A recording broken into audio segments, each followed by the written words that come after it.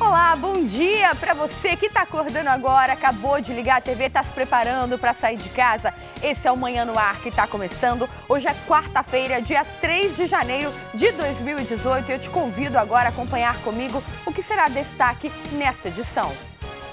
Exército apreende 750 quilos de drogas em uma embarcação no município de Japurá. 2 colombianos foram presos. 2018 começa com pelo menos 8 casos de homicídios em Manaus. Muitos casos violentos foram registrados pela cidade, principalmente nas zonas norte e leste de Manaus. Na Fundação de Vigilância em Saúde, 6 pacientes vindos de Borba estão sendo monitorados com suspeita de gripe H1N1. Confirmado o 3º caso de doença de Chagas pela Secretaria de Saúde de Lábrea. Janeiro é mês de correria para os pais por causa do material escolar. Aqui no estúdio a gente conversa com a diretora da Comissão de Defesa do Consumidor da Assembleia Legislativa sobre esse assunto. Você gosta de fazer compras pela internet? No quadro Na Ponta do Lápis de hoje, você vai ver as regras para as compras nessas plataformas. Eu gosto muito de comprar pela internet, mas eu tenho medo dos produtos quando chegam. Isso e muito mais é a partir de agora. Manhã no Ar, o seu dia começa aqui.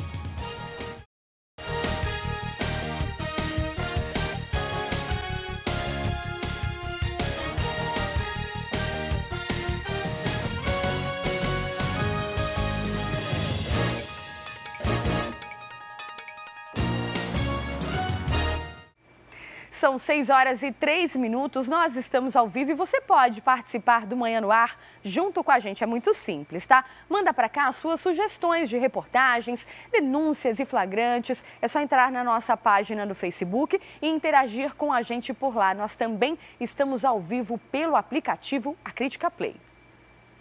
E um homem é morto com mais de 10 tiros no bairro Jorge Teixeira, na zona leste de Manaus. De acordo com a polícia, a vítima teria participado do assassinato de um traficante da área. Vamos ver.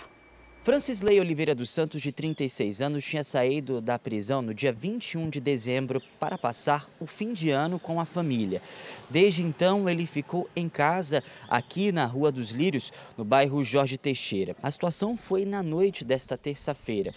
Primeiro, os bandidos chegaram aqui na rua e abordaram o irmão da vítima que andava aqui pela rua e em seguida eles forçaram esse irmão a dizer aonde o Francisley estava.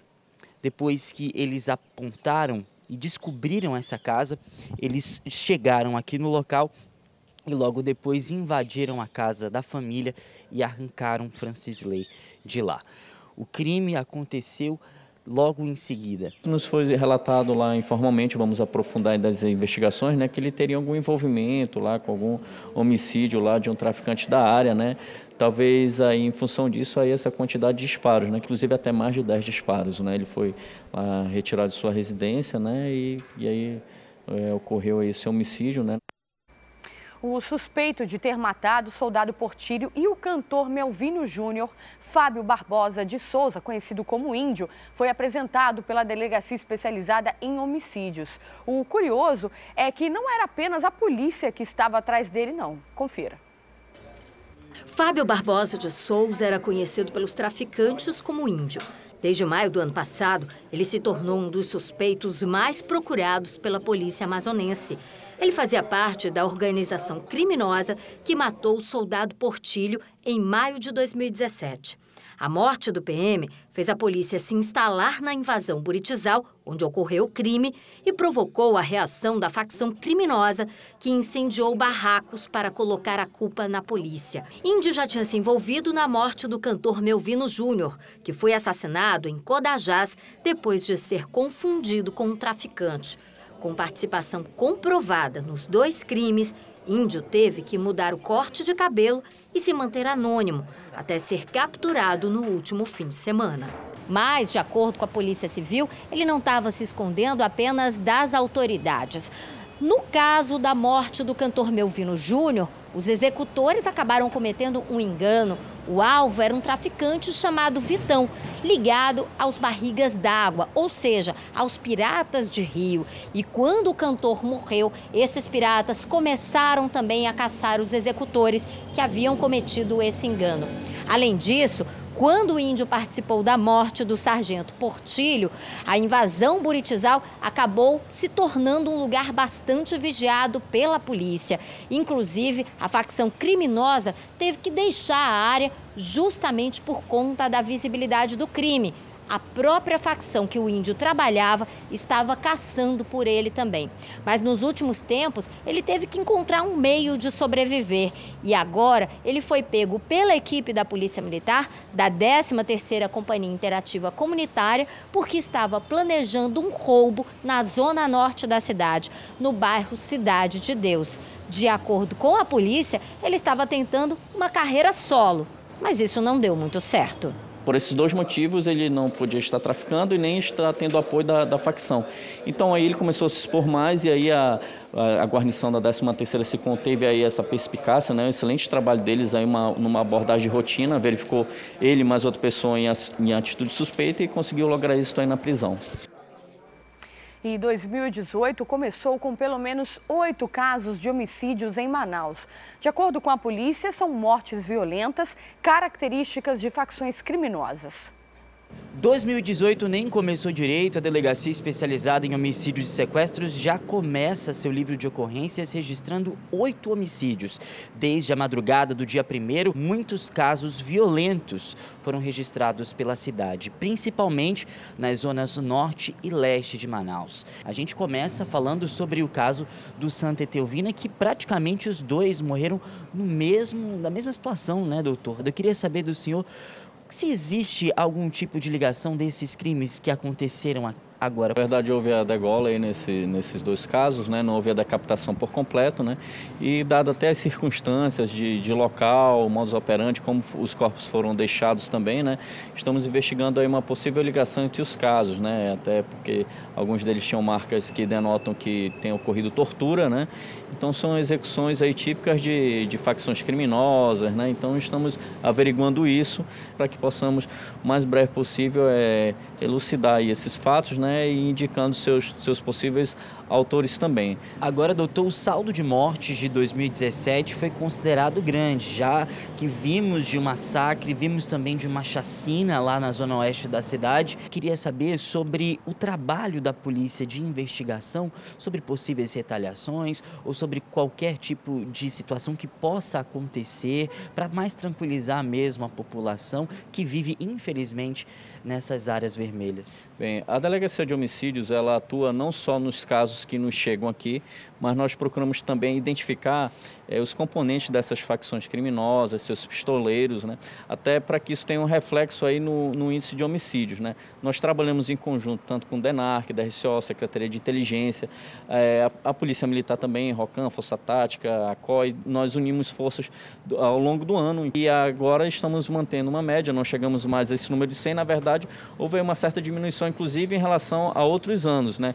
Claro que ainda não é o ideal, mas nós estamos focando, além dos homicídios que nos chegam, também nesse trabalho aí de uma possível prevenção para que possamos nos antecipar a esses pistoleiros, esses chefes de organização criminosa, e também estamos alinhados sempre aí com a SEAP também, né, com esse trabalho. Um metalúrgico foi preso suspeito de ter agredido a ex-mulher com golpes de faca na véspera de Natal. Isso porque a vítima se recusou a reatar o relacionamento. O repórter Mário Cesar Filho tem os detalhes desse caso. O acusado teve apenas o primeiro nome divulgado, Eduardo, a idade, 37 anos, e a profissão, metalúrgico. A vítima e o agressor foram casados durante 5 anos. Nesse tempo, o casal teve um filho, hoje com 2 anos. O casamento era só flores, tudo tranquilo, tudo perfeito. Mas no mês de outubro do ano passado, a vítima quis a separação e disse: Eduardo, com você eu não fico mais. Só que o problema foi que Eduardo não aceitou o fim do relacionamento. E todas as vezes ele frequentava a casa da ex-mulher e pedia: volta para mim. A resposta era sempre a mesma. Eduardo não desistiu. Noite do último dia 24 de dezembro, véspera do Natal, Eduardo passou o dia inteiro bebendo, arquitetando um plano para reatar o seu casamento. Então, já próximo da ceia de Natal, ele chegou na casa da ex-mulher.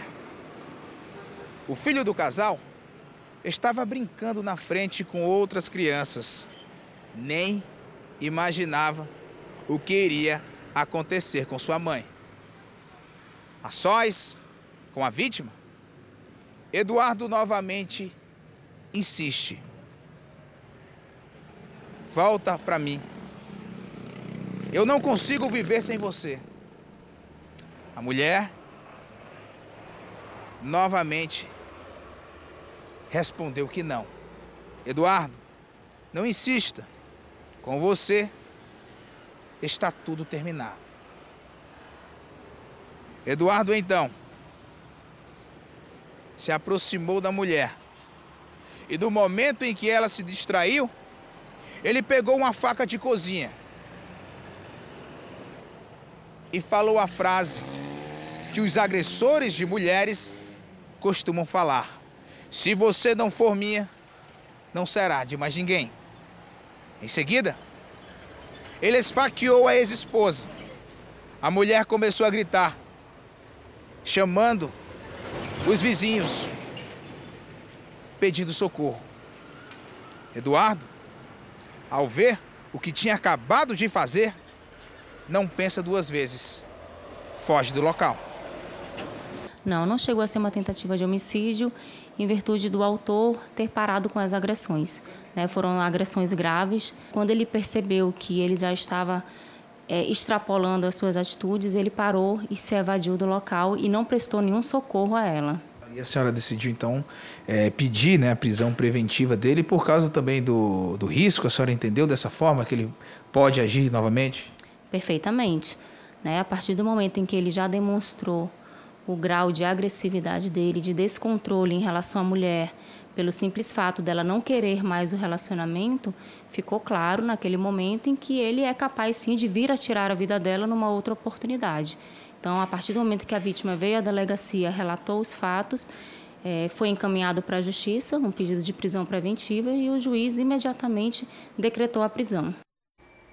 Um homem suspeito de estuprar uma criança de 4 anos na zona rural de Barreirinha foi preso. De acordo com a polícia, o crime aconteceu na casa do suspeito durante uma confraternização na comunidade. O caso aconteceu na comunidade São Paulo do Açu, na zona rural de Barreirinha. Segundo a Polícia Militar, o Eliomar Silva Santos, de 33 anos, é suspeito de estuprar uma criança de 4 anos de idade do sexo feminino. De acordo com familiares da menina, o suspeito, por conhecer a menina, a levou para a casa dele e na residência teria abusado sexualmente da criança. A mãe sentiu falta da filha e, com a ajuda de moradores, começou a procurar a menina. Próximo à casa do Eliomar, foi encontrada a sandália da criança e, ao ser questionado sobre o paradeiro da menina, o Eliomar ficou bastante nervoso e disse que não sabia. Foi então que a criança que estava dentro da casa começou a chorar ao ouvir a voz da mãe e ela saiu de dentro da casa contando tudo o que teria acontecido naquela noite. O Eliomar, com medo de ser agredido pelos moradores, ele fugiu em uma canoa tipo rabeta, mas foi encontrado por uma guarnição da Polícia Militar. Segundo o cabo Adean, que comandou a guarnição da PM, que fez a prisão do suspeito, ele confessou a autoria do crime e disse ainda que também estuprou uma criança de 9 anos na mesma comunidade. Nossa, que absurdo, né? Olha só esse caso. Mais uma residência foi alvo de bandidos em Manaus. Um homem entrou pela porta da frente de uma casa no bairro Cidade de Deus e furtou 10 lâmpadas do pátio. As câmeras flagraram o momento em que o suspeito entra e sai do local, levando as luminárias. Esse furto aconteceu na madrugada do último sábado, dia 30 de dezembro. Aproveitando que a família não estava em casa, o ladrão resolveu entrar pela porta da frente mesmo, pela escada que dá acesso a essa área aqui. E olha só, o alvo dele eram as lâmpadas que ficam aqui nesse pátio, nessa laje que serve para alguns eventos. A gente observa que ele levou 1, 2, aquela lâmpada ali foi reposta, 3, 4, 5, 6, foram pelo menos 10 lâmpadas dessa, né, que a gente está vendo aqui, que foram furtadas desse lugar.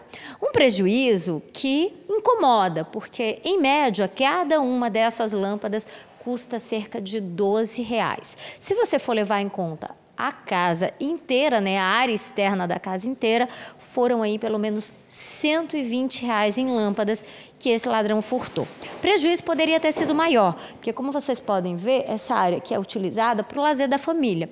Se aqui tivesse refrigerador, se tivessem utensílios de cozinha, ele poderia também ter levado, mas a família não dá bobeira e deixa tudo guardado dentro de casa. Uma das coisas que mais chama a atenção é o fato de que ele entrou pela porta da frente. Foi flagrado por uma câmera de vigilância tanto no momento em que ele entrou aqui no pátio, quanto na hora da saída. Ele tirou todas as lâmpadas e levou numa sacolinha plástica. Os proprietários da casa, que não quiseram se identificar, falaram que isso incomoda bastante, principalmente porque não tem policiamento aqui na rua. Esse ano de 2017, a Ronda passou bem pouco nessa rua, né? Então a gente vê que a criminalidade ela anda bem avançada, eles não têm medo, né, das autoridades. Tanto é que você vê uma casa com segurança e o indivíduo entra sem ter medo que possa estar esperando por ele. Mesmo com a câmera de segurança, né? Mesmo com a vigilância. Mesmo com a vigilância e mesmo ele sabendo o que pode aguardar ele. Mesmo assim, ele tem a audácia de roubar.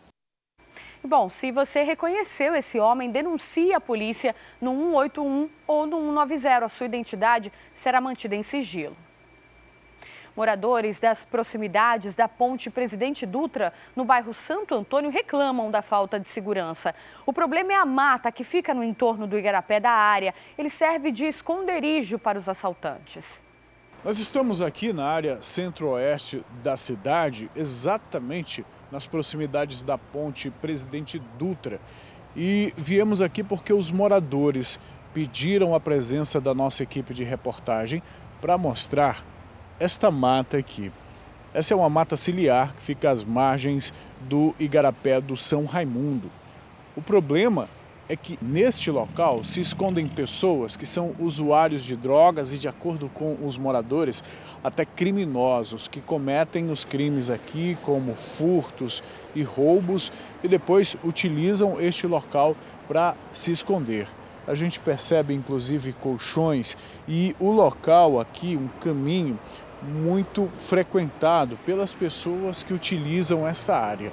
Os moradores estão com medo, estão sendo vítimas frequentes de pessoas que aproveitam este espaço para cometer os crimes e se esconder, e eles pedem a presença do poder público nessa área. Eu queria fazer um apelo para o prefeito, para mandar limpar aqui essa frente das nossas casas. E é tudo quanto é de pilantra dentro, eles fazem tudo aí dentro. Você imagina, eles fazem de banheiro, eles fazem de motel, eles fazem de tudo que tem direito desse mato. Aí a gente vive a mercê, porque eles roubam, eles assaltam as pessoas que passam. E à noite ninguém pode mais botar a cara fora. Alguma vez essa orla do igarapé já foi limpa, já foi capinada? Quando os moradores moravam aqui, era tudo limpo. Essa escada permite o acesso das pessoas que moram aqui nessa área do bairro Santo Antônio até a rua Souza Bandeira, a antiga rua Raul de Azevedo. De acordo com os moradores, à noite as pessoas não conseguem andar por aqui porque o local fica ocupado por usuários de drogas. Quem realmente tem necessidade de passar por aqui acaba se tornando vítima de furtos. E quando os usuários, ou melhor, os criminosos que cometem os crimes aqui, eles acabam fugindo e se escondem ali na margem, nessa mata que fica à margem do igarapé do São Raimundo. As pessoas precisam de segurança cobram segurança e também cobram que as autoridades tomem alguma providência em relação a esta mata, para que essas pessoas, esses infratores, não tenham mais onde se esconder. E bem mais de 20 carros furtados ou roubados foram recuperados pela polícia durante 4 dias da Operação Réveillon. Também houve apreensões de 13 armas e a maioria dos crimes foi cometido aí por menores de idade. No período de 29 de dezembro a 2 de janeiro, a Polícia Militar colocou nas ruas 6.700 policiais, revezados nos diversos turnos, fazendo o policiamento na operação que cobriu o Réveillon, que cobriu as festas de fim de ano. E durante esse período, várias ocorrências foram registradas como fruto dessa atuação da polícia, dos policiais militares. Eu vou conversar agora com o comandante da Polícia Militar, Davi Brandão, que está aqui ao meu lado. Quais são os números? Qual é o balanço da atuação dos policiais nas ruas durante esses 4 dias? Foram recuperados 23 veículos, somente nesses 4 dias, sendo devolvidos aos seus proprietários. Tiramos de circulação também mais de 13 armas de fogo que nós tiramos das mãos dos meliantes. E 31 prisões em flagrantes efetuadas pelas diversas guarnições, nos diversos turnos e nos diversos locais da nossa capital. E aí uma parcela muito grande de menores de idade nessas ocorrências, não é? Mais de 96 pessoas apresentadas aos DPs e um número significativo, quase a metade, menores, desacompanhados. Isso faz com que a nossa preocupação aumente mais e mais. Agora, uma última pergunta, comandante. As operações continuam? Esses números apresentados pelo balanço, eles ainda estão sendo analisados em termos não apenas estatísticos, mas também comparativos em relação a outros períodos e aos outros anos? Sim, irmão, nós estamos finalizando fazendo a tabulação. Na próxima quinta-feira, agora, nós estaremos apresentando o balanço geral deste 2017. Uma adolescente foi apreendida com drogas e uma quantia em dinheiro no bairro Colônia Antônio Aleixo, na zona leste de Manaus. Bairro Colônia Antônio Aleixo. Os policiais militares da 28ª SICOM realizavam um patrulhamento de rotina no início da tarde desta terça-feira. De repente, quando eles estavam trafegando pela rua Mutum, do outro lado da calçada, encontraram uma adolescente que estava caminhando. Mas ela, assim que viu a presença dos policiais, ficou um tanto nervosa, a famosa atitude suspeita. Os policiais, então, percebendo tudo, resolveram fazer a abordagem. E no momento em que a adolescente percebeu que iria ser abordada, ela pegou um saco plástico e jogou do outro lado do muro. Os policiais, então, foram olhar o que é que tinha na sacola. E quando abriram, encontraram 5 pinos de cocaína, maconha e dinheiro. Resultado, ela foi apreendida e trazida aqui para a delegacia especializada em apuração de atos infracionais. Trata-se de um ato infracional equiparado ao tráfico de drogas, pela qual ela vai responder, né? E como ela é primária e ela vai ser liberada aos pais ou responsáveis e ficará à disposição do promotor de justiça, que vai aplicar a medida socioeducativa que se configurar mais adequada, né? Diante desses casos, a população pode entrar em contato aqui com a delegacia para denunciar menores envolvidos com o mundo do crime? Certamente, pode ligar para 3214-2288, 3214-2290, né, que é o telefone da delegada titular, ou então discar para o 181, disque de denúncia também.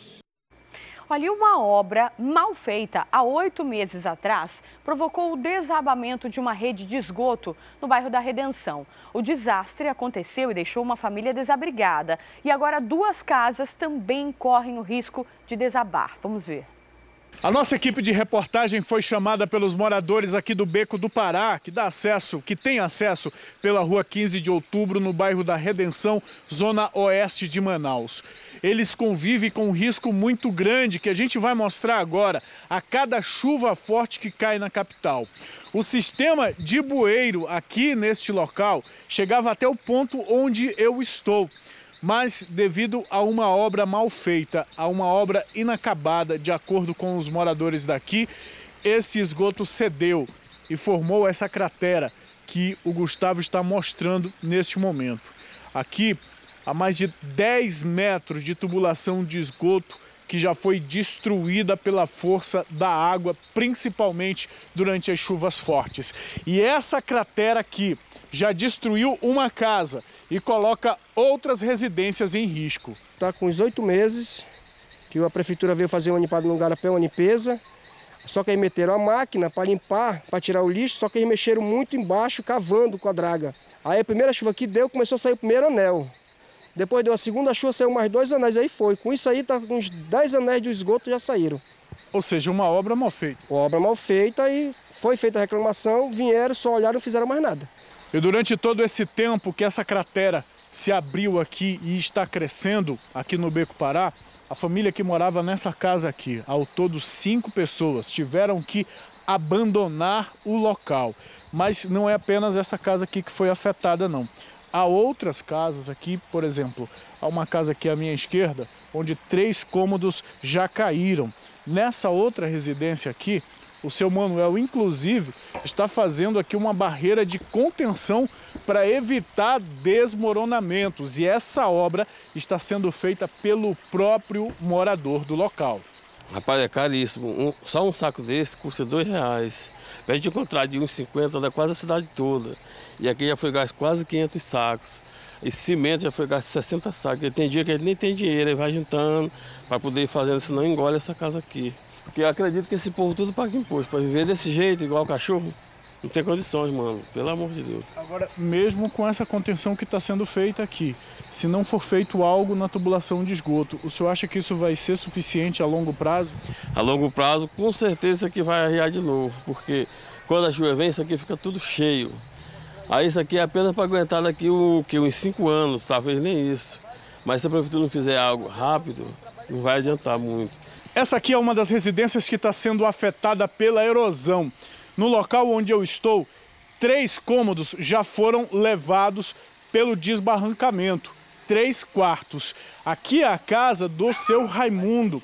Moram 3 famílias neste local. E como esses cômodos aqui, olha, já foram afetados, a família está espremida lá dentro. O seu Raimundo todo dia coloca essas lonas aqui, principalmente quando chove, para que a chuva não leve mais isso aqui. Ficou uma situação difícil, né, seu Raimundo? Ficou difícil, porque eles querem pagar, diz que um quarto, um aluguel de R$300. Onde é que eu vou botar minha família e minhas coisas? Um quartinho de R$300. Não tem condições. Torcendo para que alguém venha fazer alguma coisa. A gente só quer que eles ajeitem. O medo dos moradores é de que os anéis do esgoto continuem cedendo e toda essa parte aqui do Beco do Pará seja levada pela água. É uma preocupação, inclusive, da dona Norma, dona desta residência, que ela, inclusive, está terminando de construir. Norma, vocês já pediram ajuda de alguém? O que foi feito? O que foi que disseram para vocês? Já, o meu marido foi com os vizinhos, né? Eles lá alegam que não tem material e que não tem como entrar com a draga por aqui, né? Para resolver esse problema. E meu medo é que a minha casa vá junto com as casas que já se foram também, né? Daí do vizinho. Vocês precisam de ajuda? De ajuda para vir resolver esse problema aí. Antes que outras casas caiam também, né? Bom, esse é o apelo dos moradores aqui do Beco do Pará, na rua 15 de outubro, zona oeste de Manaus, o bairro da Redenção. O esgoto está cedendo, algumas casas já foram afetadas e essas pessoas precisam de um apoio da Secretaria de Infraestrutura, precisam que seja feito um trabalho de infraestrutura aqui para que outras casas, para que outras famílias não sejam prejudicadas. Bom, o espaço do nosso programa está aberto para as autoridades, caso queiram se pronunciar aí sobre o que tem acontecido na Redenção. Agora, a situação por lá é urgente, né? Nós vimos aí na reportagem a situação. Não é só a questão do bem material das pessoas que está sendo perdido, não. É muito mais que isso. É a vida deles que está sendo colocada em risco. Agora, nós vimos aí, ao longo deste mês, as fortes chuvas que temos enfrentado e a fragilidade do sistema de drenagem da nossa cidade, já que é um sistema muito antigo. antigo, né? Nós vimos aí vários buracos se abriram, crateras na cidade, e o que tem acontecido lá também mostra a fragilidade desse sistema e que precisa ser revisto. Então fica aí o apelo para que as autoridades tenham um olhar especial aí para o pessoal da Redenção que está precisando. Bom, nas primeiras horas desse ano, o Exército apreendeu 750 quilos de maconha no município de Japurá. 2 colombianos foram presos. Quem tem os detalhes desse assunto para a gente é o repórter Danilo Alves, com quem eu converso ao vivo agora. Olá, Danilo, bom dia para você. Ontem nós mostramos aqui no Manhã no Ar que no ano passado foram apreendidas 16 toneladas de drogas aqui no estado. Mas se contar aí pela quantidade que foi apreendida só nas primeiras horas de 2018, esse ano promete, né? Conta pra gente como é que o Exército localizou essa droga. Pois é verdade, promete mesmo. Olha, o Exército encontrou essa droga durante um patrulhamento lá na Vila Bittencourt, fica no município de Japurá, a cerca de 770 quilômetros aqui da nossa capital. Eles estavam trafegando, era o 3º Pelotão Fluvial Especial do 8º Batalhão Especial ali de Infantaria do Exército Brasileiro. Eles estavam lá no rio quando avistaram uma embarcação, abordaram essa embarcação e lá havia 2 homens de nacionalidade colombiana. Então, os 2 chegaram lá, apresentaram a documentação, só que logo quando o Exército chegou nesse barco, já viu a quantidade de maconha tipo skunk exposta na embarcação. Eles não tiveram nem na verdade, displicência ali. Eu acredito que não tiveram nenhum tipo de medo de achar que poderia haver uma fiscalização ali pelos meios do rio Solimões, mas acredito que mesmo assim o Exército que estava ali fazendo patrulhamento foi lá e conseguiu apreender. Foram 750 quilos de maconha tipo skunk, além disso também foi apreendido 100 gramas de cocaína, 90 litros de gasolina, que era material também ilegal, medicamentos, roupas, alimentos e outros objetos que também estavam ali sendo transportados para a capital, aqui para Manaus. Aí depois que todo o material e também os suspeitos foram trazidos aqui para a Superintendência da Polícia Federal, mais uma, a operação do Exército é bastante bem sucedida, porque essa operação faz parte de uma grande operação do Exército junto com as outras forças de segurança, que é a Operação Ágata, que é por todo o Brasil, que é coberta aí a fronteira do Brasil com outros 10 países, e só aqui no Amazonas nós temos aí a Tríplice Fronteira, que é uma das portas de entrada da droga que sai do outro país e vem aqui para o nosso estado para poder fazer a repressão do tráfico de drogas. Além disso, a gente tem também a Polícia Civil, a Polícia Federal e, claro, a Polícia Militar, que é ostensiva aqui na nossa cidade. 750 quilos aqui do estado já é um número que é animador para a polícia que está fazendo o trabalho, mas triste para a população e principalmente para essas pessoas que vivem à margem dessa sociedade. Carol, os 2 suspeitos, como eu disse, já estão aqui na Superintendência da Polícia Federal e todo esse material também foi apreendido. Tá certo, Danilo. Como você explicou para a gente, essa é uma área que sofre constantes fiscalizações das polícias, Polícia Federal, como você disse, também do Exército. E o resultado é esse, o tráfico de drogas que sofre esse baque aí logo no início do ano. Obrigada pelas informações. Daqui a pouco a gente volta para falar de outros assuntos. Até já. E bom, 6 pacientes vindos de Borba estão sendo monitorados pela Fundação de Vigilância em Saúde. Eles estão sob suspeita de gripe H1N1. 2 pacientes seguem internados desde segunda-feira no pronto-socorro 28 de agosto, com diagnóstico de pneumonia. Outros 4, também vindos de Borba, receberam alta, mas continuam em observação. A suspeita é de infecção por vírus H1N1. O resultado dos exames sai nesta quarta-feira. A probabilidade do H1N1, ela é baixa. Nós temos realmente informações maiores que possamos pensar em outra etiologia, como a etiologia alérgica. Nós já tivemos realmente surto de pneumonite eosinofílica, uma pneumonite alérgica aqui em Manaus e em alguns municípios do interior. A Fundação de Vigilância em Saúde lembra que existe vacina contra a gripe H1N1 e anuncia a próxima campanha para abril. O período chuvoso também exige atenção especial contra doenças respiratórias. Se gripado, evitar ambientes coletivos, a própria proteção do ato de espirrar, tossir, fazer com uma proteção, no caso aí um lenço descartável, o mesmo não, para que a gente possa exatamente ter uma transmissão menor dentro de um determinado espaço. Ainda falando de saúde, o terceiro caso de doença de Chagas foi confirmado pela Secretaria de Saúde de Lábrea. Dessa vez, é um jovem de 21 anos que foi diagnosticado com a doença. A suspeita é de que a transmissão esteja associada ao consumo de açaí contaminado. Os 3 pacientes apresentaram os mesmos sintomas de pessoas que já tiveram a doença. Por isso, estão sendo monitorados por infectologistas da Fundação de Medicina Tropical. É de uma família, uma senhora e seus 2 filhos. Os pacientes estão bem, estão sendo medicados, todos os exames estão sendo feitos, nós estamos acompanhando todos eles. De 2004 a 2017, o Amazonas registrou cerca de 70 casos da doença de Chagas. A doença é transmitida pela ingestão de alimento contaminado com as fezes do barbeiro. Os 4 últimos surtos foram justamente nesse período, final de um ano e início do outro. Isso coincide com o início da safra do açaí. Então a produção do açaí começa a aumentar e aí o risco existe, porque isso costuma ocorrer que geralmente o barbeiro, que é o transmissor da doença, ele cai dentro do açaí na hora que está sendo processado nos batedores. Pesquisadores da Fundação de Medicina Tropical estudam os diferentes tipos de parasitas para identificar novas formas da doença. Ele tem 6 linhagens diferentes, então a gente está conseguindo distinguir as linhagens, porque isso também tem implicações no diagnóstico clínico.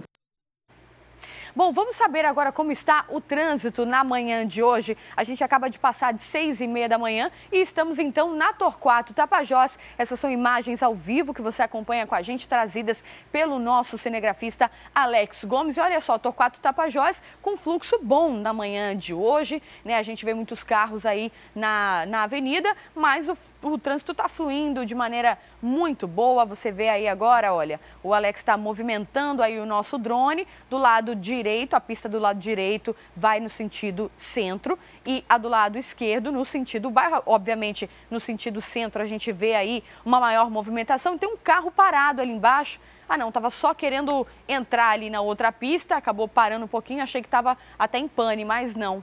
E aí você vê o trânsito com fluxo um pouco mais intenso no sentido centro, sentido bairro um pouco menos, mas de qualquer forma fluindo muito bem na manhã desta quarta-feira, terceiro dia do ano de 2018. Na verdade, tá tudo começando a voltar ao normal, a rotina das pessoas, o trabalho, o pessoal já voltando aí à atividade total. As escolas ainda estão em recesso, por isso o trânsito ainda é um pouco mais tranquilo. A gente passa agora de 6h30 da manhã, quase 6h40 da manhã, e o trânsito muito bom na Torquato Tapajós aí, muita gente que vem da zona norte da cidade, que utiliza essa via para ir em direção ao centro, nos shoppings ali da cidade também. Trânsito muito bom nesta manhã. Obrigada, Alex, pelas imagens.